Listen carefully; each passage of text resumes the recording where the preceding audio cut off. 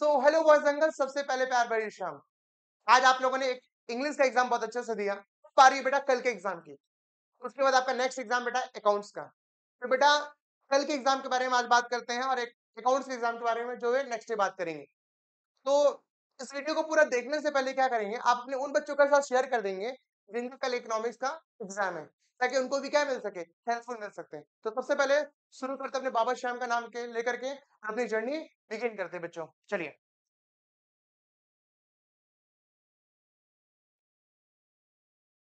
तो बेटा यार पहले क्वेश्चंस लेते हैं हम लोग पहला। तो पहला क्वेश्चंस क्या बोलता है, factor cost is equal to. तो पहले सर आपके माइंड में ये आएगा सर फैक्टर कॉस्ट होता क्या है। तो फैक्टर कॉस्ट को समझने से पहले आप कोई भी गुड्स प्रोड्यूस कर रहे हैं, राइट। अच्छा, गुड्स प्रोड्यूस करने से क्या होगा, चार चीजें लगेंगे, लैंड, लेबर, कैपिटल और ऑर्गेनाइजेशन। ऑर्गेनाइजेशन की जगह आप एंटरप्रेन्योर्स भी बोल सकते हो। तो चार चीज लगेंगे फॉर एग्जांपल आपको गुड्स बनाने में। गुड्स बनाने में मान लीजिए कुछ भी गुड्स प्रोड्यूस कर रहे हैं, उसमें कितना लग रहा है, 50 रुपए लग रहा है बेटा, राइट। ये जो 50 रुपए मतलब क्या है, लैंड, लेबर, कैपिटल, ऑर्गेनाइजेशन। इसको क्या बोलेंगे,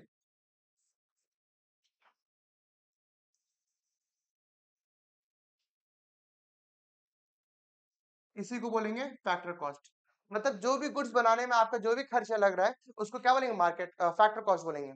अब उसी में बेटा क्या करेंगे, जैसे मान लीजिए टैक्स जुड़ गया बेटा। क्या जुड़ गया, टैक्स जुड़ गया। टैक्स का अमाउंट मान लीजिए फॉर एग्जांपल 10 रुपए।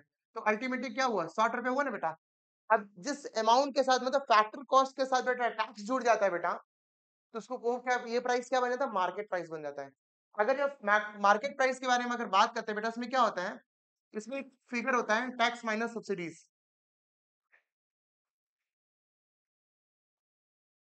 सब्सिडीज। अब आप पूछिएगा सर सब्सिडीज होता क्या है सर। जो आपको भारत सरकार की तरफ से सब्सिडीज मिलते हैं, मान लीजिए आपने टैक्स दिया 10 रुपया और भारत सरकार ने आपको 2 रुपया रिफंड कर दिया, तो अल्टीमेटली आपके पॉकेट से टैक्स के रूप में कितना जा रहा है बेटा, 8 रुपया ना बेटा। ये जो 8 रुपया है ना बेटा, इसी को बोलते हैं नेट इनडायरेक्ट टैक्स बोलते हैं। क्या बोलते हैं बेटा, नेट इनडायरेक्ट टैक्स बोलते हैं। समझे बच्चा। तो मतलब क्या बोलते हैं, क्वेश्चन क्या बोलता है, factor cost is equal to, factor cost इधर हर market price minus subsidies. Market price minus subsidies minus करेंगे ना बेटा, तो क्या कहलाएगा, नेट इनडायरेक्ट टैक्स। तो फैक्टर कॉस्ट, तो फैक्टर कॉस्ट इधर, फैक्टर कॉस्ट इधर और इधर मार्केट प्राइस। और फैक्टर कॉस्ट में से अगर मार्केट प्राइस की बात करते हैं बेटा, इसमें से हमने क्या माइनस कर देंगे, नेट इनडायरेक्ट टैक्स माइनस कर देंगे बेटा। किससे, फैक्टर कॉस्ट से माइनस कर देंगे। माइनस मार्केट प्राइस माइनस करेंगे बेटा। मार्केट प्राइस माइनस करेंगे तो क्या होगा, नेट इनडायरेक्ट टैक्स माइनस कर देंगे बेटा। तो अल्टीमेटली फिगर क्या आ जाएगा, फैक्टर कॉस्ट आ जाएगा नहीं आ जाएगा। तो यहाँ पे वही क्वेश्चन बोला है, factor cost is equal to what, market price minus net indirect tax. Option B is the correct answer. ठीक बच्चों, चलिए। तो बात करते हैं बेटा नेक्स्ट क्वेश्चन क्या है, personal income minus personal disposable. Sir personal income जो आप अर्न कर रहे हैं, राइट। मान लीजिए आपने अर्न किया 5 लाख रुपए, ठीक। पूरा साल में आपने 5 लाख रुपए अर्न किया। अब उसमें से आपने क्या किया, टैक्स दे दिया, 50,000 रुपए दे दिया। तो आपके पास अल्टीमेटली बचा कितना, 4.5 लाख रुपए।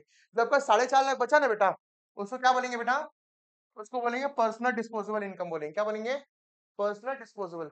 पर्सनल इनकम जो आपको मिला उसमें से अगर पर्सनल डिस्पोजेबल के इनकम जो डिफरेंस आ रहा है वो क्या कहलाएगा बेटा, पर्सनल टैक्स। समझ में आया, personal income minus personal disposable. मतलब मान लीजिए आपका इनकम था 5 लाख रुपए, ठीक है। अब आपका पर्सनल डिस्पोजेबल इनकम 4.5 लाख रुपए। तो 5 लाख में से 4.5 लाख माइनस करेंगे बेटा, तो डिफरेंस कितना रहा, 50,000 आ रहा है। तो 50,000 आपने क्या दिया बेटा, टैक्स दिया बेटा। Option C is the correct answer. Clear बच्चों, चलिए। बात करते हैं बेटा, come to the question number 3। Market price में से अगर minus net indirect tax, already previous first question में समझा चुका था आपको, मार्केट प्राइस में से नेट इनडायरेक्ट टैक्स माइनस करेंगे तो क्या कहलाएगा बेटा, फैक्टर कॉस्ट। क्या कहलाएगा बेटा, फैक्टर कॉस्ट कहलाएगा। क्या कहलाएगा, factor cost. Option B is the correct answer. Next question मतलब क्या बोलते हैं बेटा, which of the following is considered to be part of income in entrepreneurship. Entrepreneurship क्या होता है, रेंट, इंटरेस्ट और royalty. Option D is the correct answer, right बेटा। नेक्स्ट बेटा बात करते हैं, which one leads to factor cost. Factor cost क्या है बेटा? फैक्टर कॉस्ट मतलब क्या? Market price minus net indirect tax minus कर देंगे तो आपका इजीली आंसर आ जाएगा। तो option B is the correct answer. Clear बच्चों? While estimating national income, जब हम नेशनल इनकम एस्टिमेट करते हैं बेटा, which of the following item is not include? भैया मतलब यहाँ पे क्या बोला, जब हम नेशनल इनकम कैलकुलेट करते हैं बेटा, हम कौन से चीजों को इंक्लूड नहीं करते हैं? भैया रेंट, रेंट तो आएगा, डेफिनेटली आएगा। मिक्स इनकम जरूर आएगा। बात पूछेंगे सर रेंट क्या होता है? सपोज एक लैंड ओनर जो होते हैं उनको क्या मिलता है? अल्टीमेटली रेंट ही मिलता है। अब मिक्स इनकम क्या होता है बेटा? मिक्स इनकम जो बेटा जो सेल्फ एम्प्लॉयड होते हैं ना बेटा, उनको मिलता है मिक्स इनकम। ठीक है, ये भी part of the national income. लेकिन क्वेश्चन क्या बोल रहा है? While estimating national income which of the following item is not included? Rent भी आएगा, मिक्स इनकम भी आएगा, अनडिस्ट्रीब्यूटेड प्रॉफिट मतलब हमने 10 लाख रुपए कमाए, हमने 5 लाख में बांट दिया बेटा, 5 लाख रुपए हमने क्या रख लिया, 5 लाख डिविडेंड दे दिया, 5 लाख मेरे पास बच गया। ठीक है, अनडिस्ट्रीब्यूटेड प्रॉफिट ये भी part of the national income है। तो option C is the correct answer. मतलब जब भी नेशनल इनकम कंप्यूट करेंगे, कैलकुलेट करेंगे, फिक्स इन्वेस्टमेंट नहीं आएगा। क्लियर है बच्चों? तो बात करते हैं बेटा next question, net market value of all the final goods and service produced by a normal resident of a country during an accounting year is called what? NNP NP। ठीक है, net national product at market price. ठीक है, option C is the correct answer. चलिए next question बात करते हैं बेटा, question number 8 पे, which of the following is not a component of operating surplus? Operating surplus के कौन से कंपोनेंट नहीं है? तो सबसे पहले ऑपरेटिंग सरप्लस के कंपोनेंट है टोटल कितने? 3, रेंट, इंटरेस्ट और तीसरा क्या बेटा? रॉयल्टी। लेकिन चौथा क्या नहीं बेटा? कंपनसेशन ऑफ एम्प्लॉय नहीं है। तो यहाँ पे option D is the correct answer. Clear है बेटा? नेक्स्ट क्वेश्चन की बात करते हैं, which of the following is also part of national income? तो भैया नेशनल इनकम का जो पार्ट है बेटा, ऑप्शन क्या है बेटा? ओल्ड एज पेंशन ये बोल रहा है, अनएम्प्लॉयमेंट अलाउंसेस और स्कॉलरशिप। अगर मैं ओल्ड एज पेंशन की बात करूं या अनएम्प्लॉयमेंट अलाउंसेस की बात करूं या स्कॉलरशिप की बात करूं बेटा, ये कौन सा बेटा? इसको ट्रांसफर इनकम बोलते हैं, इसको नेशनल इनकम में कंसीडर नहीं करेंगे। तो नेशनल इनकम कंसीडर किसको करेंगे? प्रॉफिट। प्रॉफिट मतलब आप किसी के लिए कुछ काम करेंगे, आप सर्विस प्रोवाइड करें, goods provide, then you will get what? Profit. ये नेशनल इनकम में कंसीडर किया जाए। तो क्वेश्चन फिर से पढ़ते हैं, which of the following is also part of national income? A B C तो नहीं है, ए बी डी नहीं है, option C is the correct answer. मतलब profit is the part of national income. समझ में आया बच्चों? नेक्स्ट क्वेश्चन बेटा बात करते हैं, GDP at constant price is called? देखिए जीडीपी का जो बढ़ोतरी होता है ना बेटा, समझते हैं एग्जांपल के साथ में। मान लीजिए आपने 2024 में प्रोडक्शन किया, एक पेन का प्रोडक्शन करते हैं, किसका प्रोडक्शन कर रहे हैं? पेन। 2024 में प्रोडक्शन किया बेटा 100 पीस। ठीक है, और 2025 में पेन का प्रोडक्शन किए हैं 100 पीस ही किए। ठीक है, लेकिन बेटा प्राइस जो है ना बेटा 10 रुपए था प्रीवियस 2024 में, और 2025 में बेटा प्राइस हो गया 10 से क्या हो गया? 20 हो गया। तो अगर मल्टीप्लाई करते हैं बेटा 1000, ठीक है, इधर क्या गया? 2000। देखा जाए बेटा मेरा जीडीपी में बढ़ोतरी हो रहा है, प्रीवियस ईयर 1000, इस साल क्या बेटा? 2000। तो बेटा ये प्राइस जीडीपी जो बढ़ोतरी हो रहा है बेटा, जस्ट बिकॉज ऑफ प्राइस की वजह से ना। लास्ट ईयर भी 100 पीस बनाए थे, इस साल भी 100 पीस बनाए थे।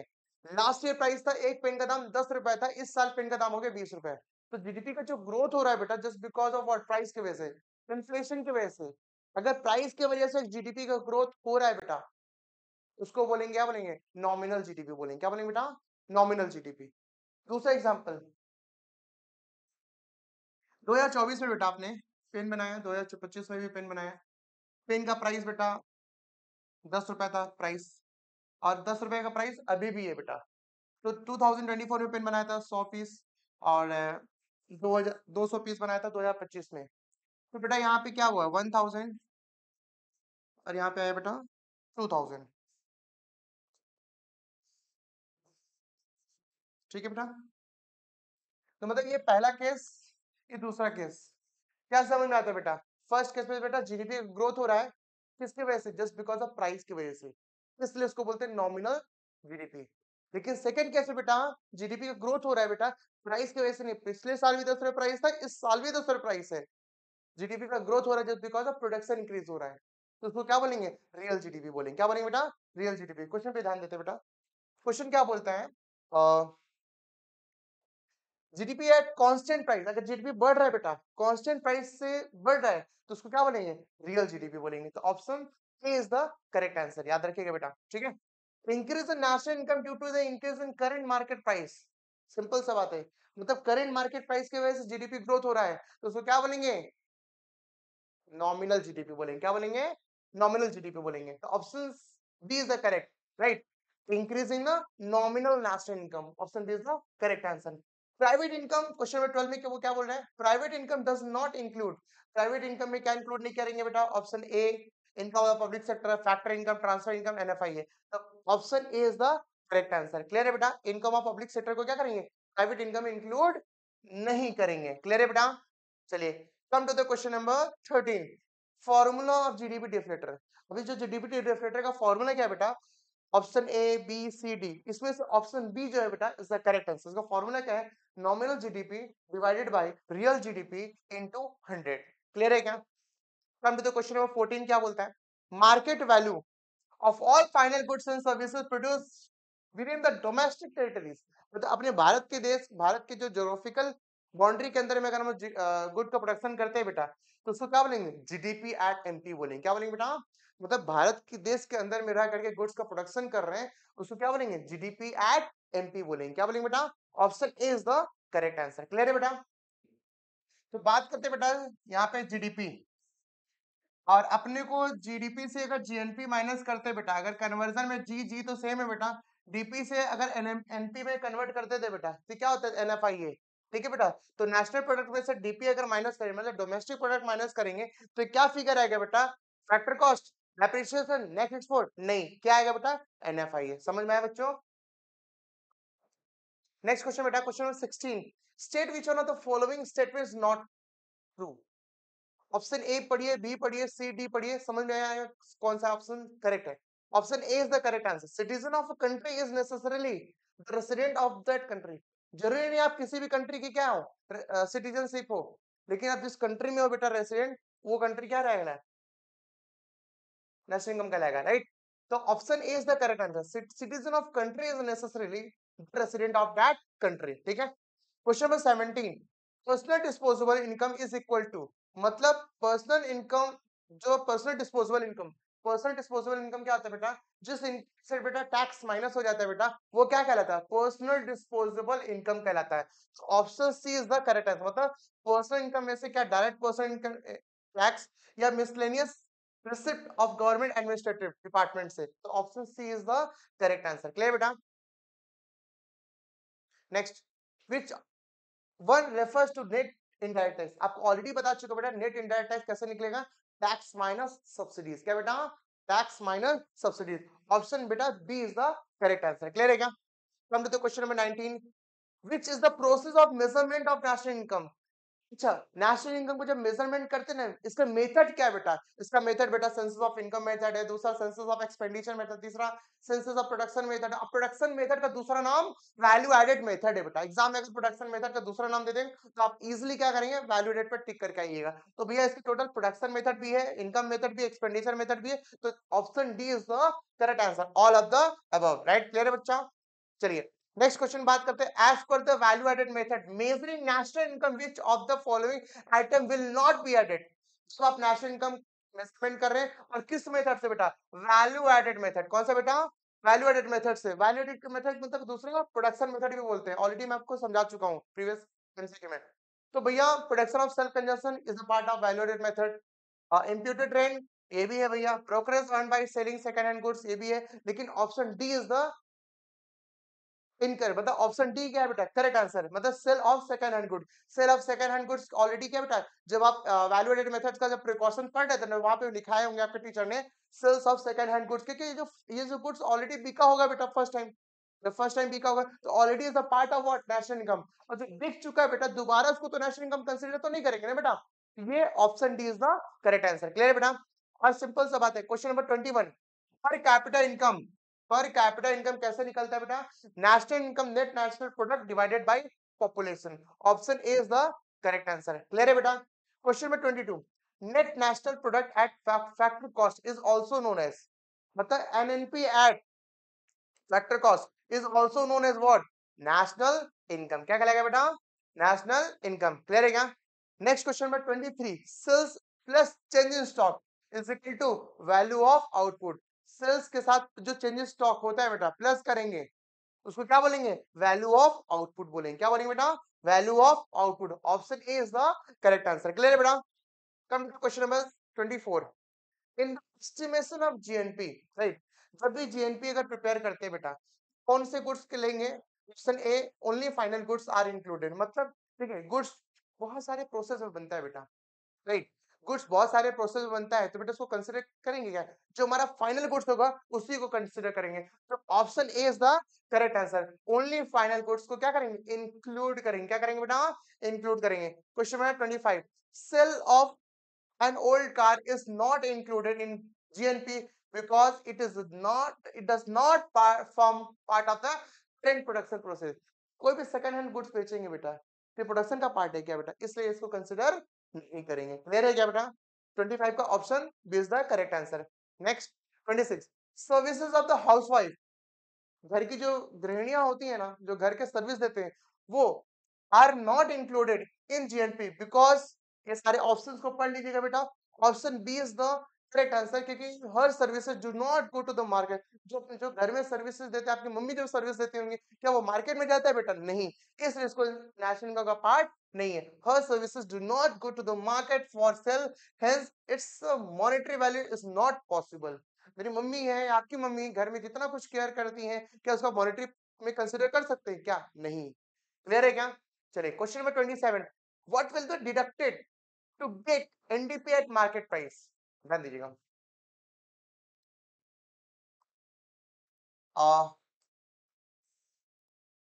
ध्यान दीजिएगा।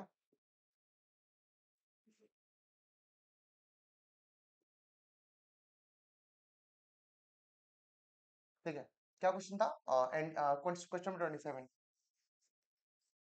एनडीपी दिया हुआ बेटा, मार्केट प्राइस, और अपने को क्या निकालना है, एक सेकंड।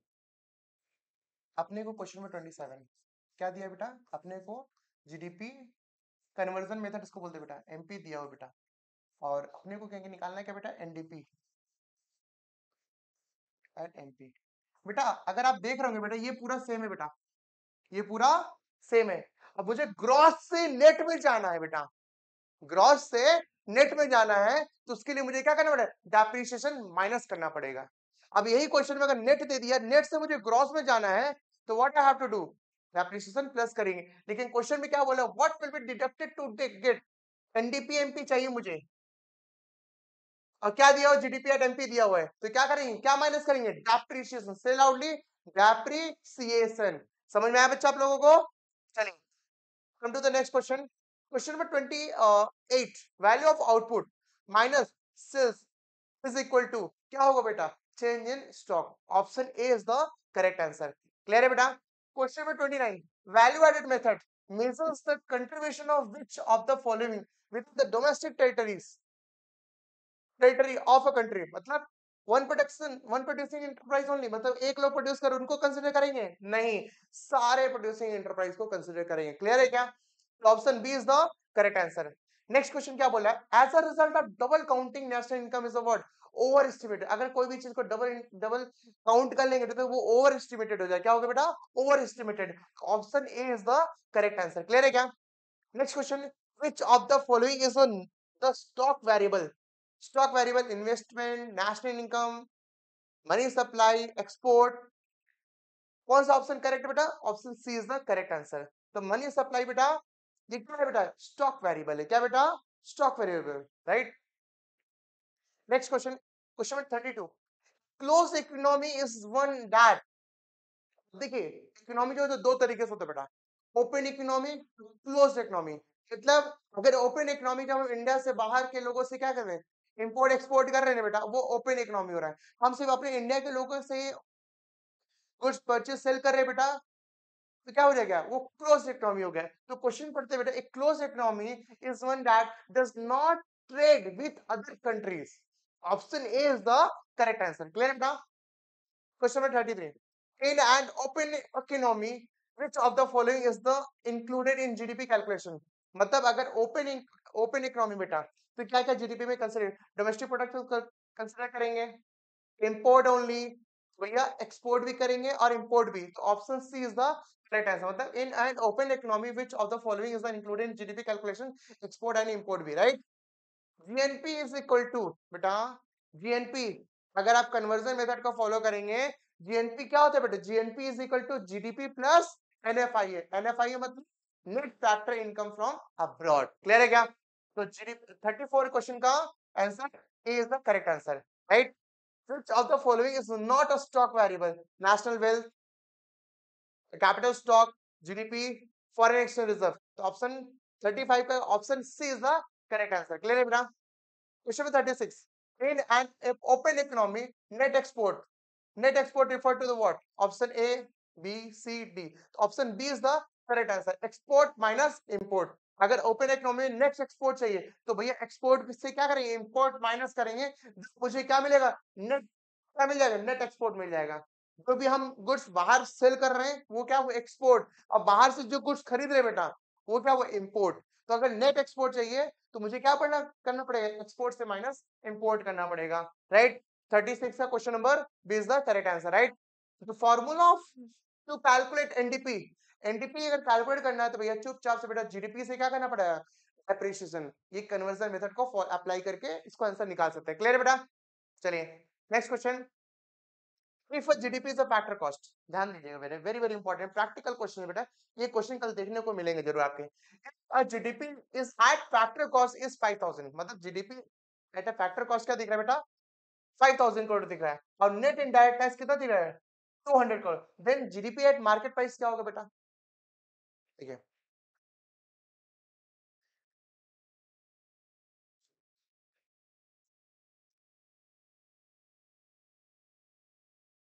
देखिए यहाँ पे क्या दिया 5000 और नेट इनडायरेक्ट टैक्स, मतलब अपने को क्या चाहिए बेटा, जीडीपी एट मार्केट प्राइस चाहिए, ठीक है।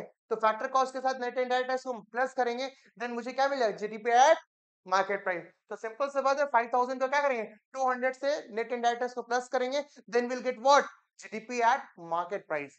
Option B is the correct answer. Clear है बच्चा? चलिए क्वेश्चन नंबर 39 धीरे धीरे हम लोग कवर करते चलेंगे। If GDP is 8000 and depreciation is what 500, then मेरे को एनडीपी चाहिए। तो सिंपल सी बात है, जीडीपी से क्या करें, डेप्रिसिएशन माइनस करेंगे बेटा, तो क्या आ जाएगा, एनडीपी मिल जाएगा, नहीं मिल जाएगा, कन्वर्जन मेथड को अप्लाई कर सकते हैं। तो जीडीपी कितना दिया बेटा 8000, और जीडीपी से क्या करेंगे, डेप्रिसिएशन माइनस करेंगे, आएगा कितना बेटा 7500, मतलब 8000 में से 500 माइनस कर देंगे, 75 is the correct answer. Clear है बेटा? Question number 14, NNP at market price is 6000, ध्यान दीजिएगा, NNP at market price 6000 crore, and indirect tax दे दिया बेटा 300 करोड़, वाइल सब्सिडीज कितना दे दिया बेटा 100 रुपया। तो मुझे क्या चाहिए बेटा, net national product eight factor cost. Simple सा बात है, हम भारत सरकार को कितना दिए थे बेटा, टैक्स के रूप में कितना दिए थे, 300 रुपए दिए थे बेटा, ठीक है। और मुझे मिला कितना बेटा 100 रुपया मिला, तो अल्टीमेटली पॉकेट से कितना गया बेटा 200 रुपए गया। क्वेश्चन क्या बोला, net national product eight factor cost चाहिए, तो 200 रुपए गया ना बेटा, ये जीडीपी के साथ अगर नेट इंडायरेक्ट प्लस करेंगे तो मार्केट प्राइस निकलेगा। और क्वेश्चन क्या बोला है, फैक्टर कॉस्ट चाहिए, तो भैया फैक्टर कॉस्ट के लिए बेटा क्या करना पड़ेगा, जीडीपी एट मार्केट प्राइस में से नेट इंडायरेक्ट टैक्स को माइनस कर देंगे तो हमारा आंसर इजिली आ जाएगा। तो अल्टीमेटली 300 रुपए दिए थे, रिटर्न में कितना मिला 100 रुपए मिला, तो अल्टीमेटली पॉकेट से कितना गया 200 गया। तो भैया अगर 6000 में से 200 को माइनस करेंगे तो कितना आएगा बेटा 5800 करोड़ रुपीज आएंगे। कितना आएगा बेटा 5800 करोड़। क्लियर है क्या? चलिए next question, question number 41, under the income method, ध्यान दीजिएगा, अंडर द, सिंपल सा बात है, नेशनल इनकम का second method, under the income method national income is measured by summing up. तो क्या क्या मेजर को ऐड करेंगे, rent, wages, interest and profit. Government expenditure spending only नहीं आएगा, ऑप्शन बी सी क्या बेटा डी इनकरेक्ट है, is part of what, expenditure का पार्ट है, वैल्यू एडेड का मेथड का पार्ट है। लेकिन ये जो rent, wages, interest and profit है बेटा is the part of census of income method का, किसका है, सेंसस ऑफ इनकम मेथड। तो under the income method national income is measured by summing up, option A is the correct answer. Clear बच्चों? अब third method expenditure method, मतलब national income को consider करना है, उसके मेथड्स टोटल 3 है। एक है बेटा प्रोडक्शन मेथड, दूसरा वैल्यू एडिड मेथड, तीसरा एक्सपेंडिचर मेथड। तो एक्सपेंडिचर मेथड की बात कर रहे हैं। एक्सपेंडिचर मेथड क्या है? C plus I plus G plus export minus import. Option A is the correct answer. Clear बेटा? 43 में क्वेश्चन बात करते हैं, which of the following is the most suitable for measuring national income in agriculture. तो कौन सा बेटा? Option income method नहीं, production method yes, correct answer option B is the correct answer. Clear है बेटा? ऑलरेडी हाईलाइटेड है, हमें highlight करने की दरकार नहीं है। आप इजिली क्या करेंगे, प्रॉपर समझ में पढ़ते रहिए। अगर कुछ भी नहीं समझ आया बेटा, बार बार वीडियो को देखिए ताकि आपका चीजें स्ट्रांग हो सके और कल के एग्जाम में इजिली एग्जाम देकर अच्छे से आए। राइट? तो बात करते हैं बेटा, the water tank represent dash variable while the water following from the tap represent what? Option B is the correct answer. मतलब water in tank represent stock variables while the water following from tap represent what? Variable flow variables. Clear है बच्चों? Transfer payment are dash from national income calculation because they do not involve production. मतलब transfer payment को क्या करेंगे, include करेंगे? नहीं sir, transfer payment को क्या करेंगे, प्रॉपर एक्सक्लूड कर देंगे। क्या बेटा? Option B is the correct answer. The total output of an economy is calculated using the formula what? GDP is equal to C plus I plus G plus export minus import. Right? The formula of real GDP is what? Real GDP, option A, B. B is the correct answer. Real GDP मतलब nominal GDP divided by GDP deflator into 100. Right? Question number 5. Dash method of measuring national income add up to the value of all final goods. मतलब कोई भी चीज का जो value goods जैसे बनता है, गुड्स जिससे मैन्युफैक्चरिंग होता है बेटा, जिससे वैल्यू ऐड करते रहते हैं ना बेटा, तो उसको कौन सा मेथड बोलते हैं? प्रोडक्शन मेथड बोलते हैं। क्या बोलते हैं बेटा? Production method. Right? Next question बेटा, असर्टेन रीजन टाइप क्वेश्चंस पे बात करते हैं। Transfer payment are included in the calculation of national income. Transfer payment को क्या करेंगे, इंक्लूड करेंगे नेशनल इनकम में। अच्छा, reason, transfer payment are payment made without any productive activity in return. मतलब assertment transfer payment are included in the calculation of national income. assertment is true but reason जो है बेटा वो क्या है, false है बेटा। क्लियर रहेगा? Next question number 2, a closed economy has no international trade. A closed economy engages in both import export। Option बेटा क्या है? C is the correct answer. Clear बच्चों? तो बात करते हैं बेटा अपने यूनिट 2। यूनिट 1 हमारा जो नेशनल इनकम और प्रॉपर हमारा कंप्लीट हो चुका है। तो यूनिट 2 का फर्स्ट एमसीक्यू। तो फर्स्ट एमसीक्यू क्या बोलता है? Break even point. Break even point कब अचीव करेंगे? ब्रेक इवन पॉइंट मतलब नो प्रॉफिट नो लॉस। ठीक, इसको बोलते हैं ब्रेक इवन पॉइंट। बट इस पॉइंट पे ब्रेक इवन पॉइंट को समझेंगे। मतलब ब्रेक इवन पॉइंट मतलब जितना भी हम अर्न कर रहे हैं बेटा, वो सारा पैसा क्या कर रहे हैं, खर्च कर रहे हैं। Saving is equal to zero. ये option D is the what? Correct answer. ठीक है? Break even point is achieve when national income is equal to consumption. Next question बेटा, average propensity to consume means क्या होता है? Average propensity to consume means ratio of total consumptions to total income। Option B is the correct answer. Next, इसको सबके पास समझा देते हैं लोगों को। अगर कोई पूछेगा सर एपीसी क्या होता है? एपीसी मतलब सी वाई वाई, मतलब आप जो भी अर्न करेंगे उसी का ही क्या करेंगे, खर्च करेंगे। तो ये वाई रिप्रेजेंट व्हाट? इनकम। और सी मतलब कंजम्पशन। राइट? ठीक है, ये रेशियो है बेटा। क्या है? Ratio of total consumption to total income. Right? बात करते हैं बेटा एपीएस का क्या क्या होता है बेटा? एपीएस मतलब जो आप खर्च करने के बाद जो बच जा रहा है बेटा। मान लीजिए आपने 1000 रुपया खर्च अर्न किया पर डे, 800 रुपया खर्च कर दिए, तो आपका क्या बचा बेटा? 200 रुपीज बचा। तो 200 रुपीज क्या बेटा कहलाएगा? सेविंग डिवाइडेड बाई कितना अर्निंग? 1000 रुपया। ठीक है? चलिए next question. Question number 3, average propensity to save means is the ratio of total saving to total income. Next question, question number 4 में क्या बोलते हैं? Equilibrium level of income output and employment view from which following. क्या है बेटा? इसका equilibrium level of income जो होता है बेटा, इसका दो अप्रोच है बेटा। एक होता है AS equal to AD approach, दूसरा AS equal to I approach. तो दोनों ही है बेटा, इसलिए आपका option C is the correct. मतलब both A and B. Right? Next question बेटा, what does C by Y? C मतलब कंजम्पशन, वाई माने इनकम। मतलब किसको रिप्रेजेंट करता है बेटा? एवरेज प्रोपेंसिटी टू कंज्यूम, मतलब एपीसी को रिप्रेजेंट इंडिकेट करता है। After the question number 6, APC APS क्या होता है बेटा? एपीएस मतलब जो आप सेव करते हैं, 1000 रुपए अर्निंग हुआ, 800 रुपए खर्च कर दिया तो आपको बचा 200 रुपीज, ये हुआ सेविंग। और सेविंग किस पे कर रहे हो? 1000 बेसिस पे कर रहे हो, राइट? तो 200 डिवाइडेड बाई व्हाट? 1000, ये क्या हुआ? APS is equal to S by Y. Option B is the correct answer, right? Next question क्या बोलता है? Consumption function is a functional relationship between, क्या होता है? ये एक होता है बेटा consumption function is a functional relationship between किसके बीच में? Consumptions के बीच में और income disposable. Already मैंने आपको बता चुका बेटा, income disposable का मतलब ये होता है जो आप इनकम कर रहे हो उसमें से अगर टैक्स, पर्सनल टैक्स को माइनस कर दो, वो क्या कहलाएगा? डिस्पोजेबल इनकम कहलाएगा, राइट? क्वेश्चन नंबर बेटा 8। तो बात करते हैं बेटा, क्वेश्चन नंबर 8 क्या बोलता है? If the value of MPC is equal to 0.9, find the value of multiplier. Sir यहाँ पे एक वर्ड नया आया है। मल्टीप्लायर का मतलब क्या था? मल्टीप्लायर का मतलब क्या होता है? कोई भी, ध्यान दीजिए, मल्टीप्लायर मतलब कोई भी गवर्नमेंट या कोई भी प्राइवेट सेक्टर अगर 1 रुपए का इन्वेस्टमेंट हो कर रहा है बेटा, उसका इफेक्ट 1 रुपए से क्या होगा? ज्यादा होगा, राइट? तो बात करते हैं बेटा, इफ एमपीएस एमपीसी अगर 0.9 है, find the value of multiplier क्या होगा? तो बात करते हैं बेटा एमपीसी। एमपीसी क्या है बेटा? 1/1 माइनस एमपीसी, राइट? तो एमपीसी कितना दिया बेटा? 0.9, ठीक है? तो 1/0.1 तो क्या आएगा? 10 आएगा बेटा। तो सिंपल सा बात है, ऑप्शन क्या है बेटा? B is the correct answer. मतलब जितना मेरा डिनोमिनेटर बेटा छोटा रहेगा ना बेटा, उतना मेरा मल्टीप्लायर का जो इफेक्ट होगा ना बेटा, बढ़ेगा, राइट? सिंपल सा बात है, जो आदमी क्या कर रहा है? खर्च कर रहा है। अभी सिंपल सा बात है, हमने कुछ भी अर्न किया, हमने खर्च नहीं, हमने क्या कर दिया? इन्वेस्ट कर दिया। फिर वो किसी के लिए क्या होगा? वो इन्वेस्ट किया होगा, उसके लिए इनकम होगा, वो क्या होगा? इन्वेस्ट किया होगा। तो बेटा ये जो इनकम का जो है ना बेटा, वो बढ़ रहा है बेटा।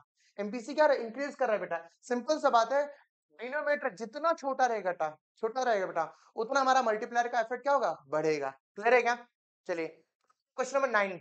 If MPS is equal to 1, calculate the value of K. तो बात करते हैं बेटा, इसका क्या बोलेंगे? 1,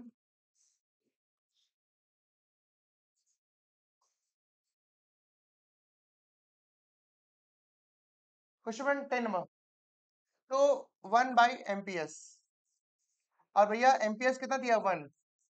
मतलब if MPS is equal to 1, the calculate value of K मतलब मल्टीप्लायर, समझे बेटा? के मतलब मल्टीप्लायर। एमपीएस अगर 1 आ रहा है, मतलब जो भी हम इनकम, मेरा जो एडिशनल इनकम में जो अर्न कर रहा हूँ बेटा, उसको 1 रुपए भी खर्च नहीं कर रहा हूँ, 1 रुपए भी खर्च नहीं कर रहा हूँ। वो क्या कर रहे हैं? पूरा सेव कर ले रहे हैं। तो एमपीएस अगर 1 रहेगा, तो मल्टीप्लायर भी क्या बेटा? 1 ही रहेगा। तो option A is the correct answer. Clear है बेटा? बात करते बेटा question number 10। Relation between MPC and multiplier, बताया था बेटा, ऑलरेडी डिस्कस किए थे। एमपीसी जितना बढ़ेगा बेटा, मल्टीप्लायर भी क्या होगा? उतना बढ़ेगा। तो इसका जवाब आप खुद दे सकते हैं। Relation between MPC and multiplier, MPC कम होगा तो मल्टीप्लायर भी क्या होगा? कम होगा। एमपीसी जैसे जैसे बढ़ेगा, मल्टीप्लायर भी क्या होगा? बढ़ेगा। ऑप्शन क्या होगा बेटा? आपका दिल खुद बोल रहा होगा, option A is the correct answer. Relation between MPC and multiplier is a what? Direct. याद रहेगा बेटा?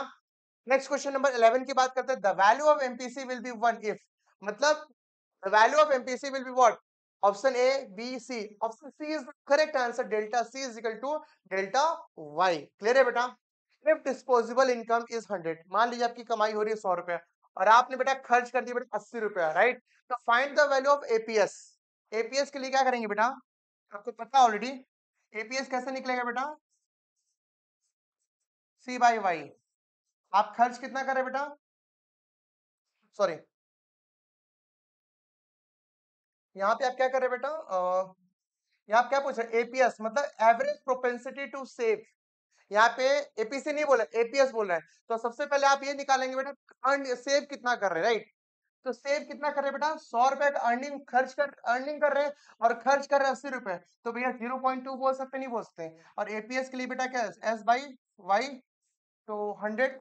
तो sorry,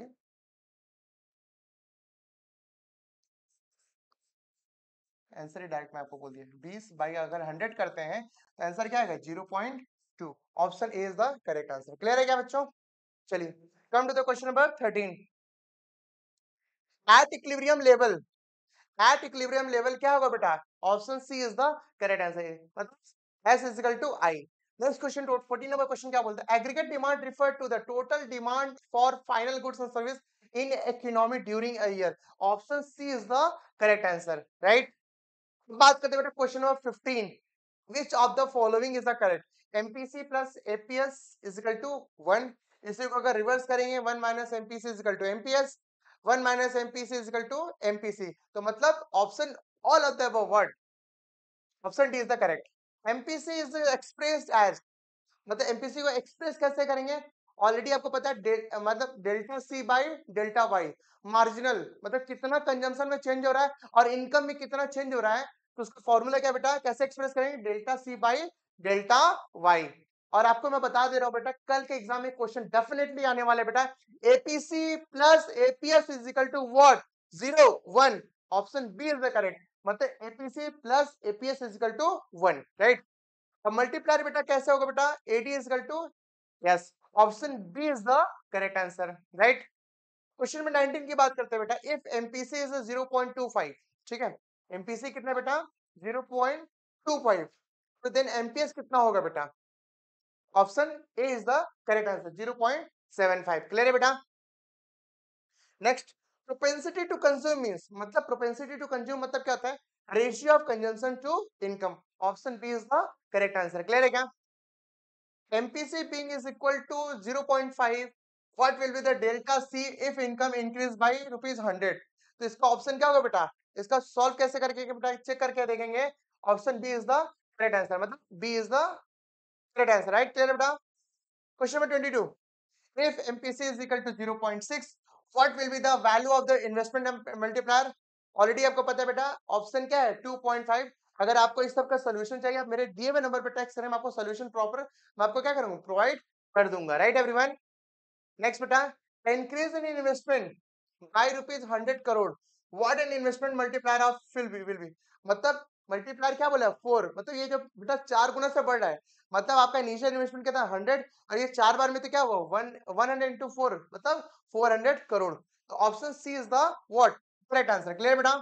tax multiplier is always, tax एकदम वेरी वेरी इंपॉर्टेंट बेटा, यूनिक क्वेश्चन बेटा, कल के एग्जाम में छपने जा रहा है, the tax multiplier is always negative, क्या बेटा, option B is the correct answer. Next, in Keynesian cross diagram the equilibrium level of income is determined at the point, option C is the correct answer, aggregate demand is equal to aggregate supply, which of the following graph correctly represent the Keynesian consumption function, option B is the correct answer, straight line starting from above the origin with a positive slope there, slope less than कितना 45 degree, right। बेटा fill in the blanks को भी proper solve करेंगे, if the marginal propensity to consume कितना 0.8 है बेटा, तब marginal propensity to save क्या होगा बेटा, अगर आप खर्च कर रहे हैं बेटा, मार्जिनल एमपीएस कितना 0.8 है, तो एमपीएस बचेगा कितना बेटा 0.2, option B is the correct answer. If the marginal propensity to save is 0.25, investment multiplier will be what, option A is the correct answer, मतलब 4। इसका प्रॉपर सोल्यूशन अगर आपको चाहिए, आप मेरे दिए हुए नंबर पे व्हाट्सएप पे टेक्स्ट करेंगे, इसका प्रॉपर सोल्यूशन मैं आपको क्या करूंगा व्हाट्सएप पे प्रोवाइड कर दूंगा, क्लियर है बेटा।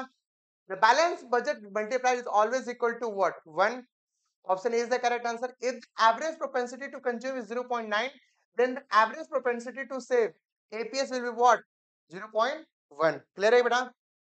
If national income, if national income if national income increased by ₹100 and consumption increased by ₹800, then marginal propensity to consume क्या होगा बेटा, सिंपल सा बात है, 1000 रुपए मेरा इनकम इंक्रीज हो रहा है बेटा, कंजम्पशन भी मेरा इंक्रीज हो रहा है बाई 100, तो सिंपल सा बात क्या बोला है, मार्जिनल प्रोपेंसिटी टू कंज्यूम क्या होगा,